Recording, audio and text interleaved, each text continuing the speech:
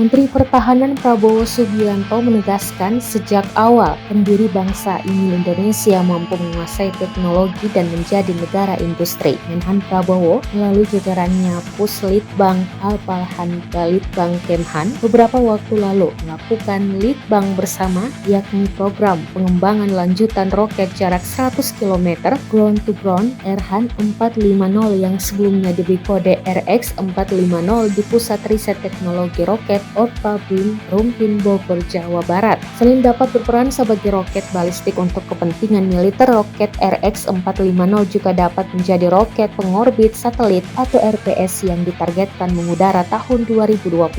Keberadaan Erhan 450 sendiri adalah langkah nyata Indonesia menjadi negara yang mandiri dalam memenuhi kebutuhan TNI. Diketahui Erhan 450 adalah jenis peluru kendali balistik yang dikembangkan oleh Lembaga Penerbangan dan Antariksa Nasional dari Kementerian Pertahanan Republik Indonesia. Ukuran kaliber untuk Erhan 450 adalah 450 mm yang mampu menjangkau jarak 100 km.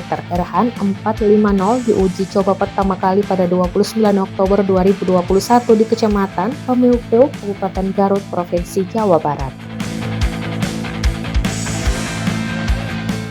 Download Tribun X sekarang, menghadirkan lokal menjadi Indonesia.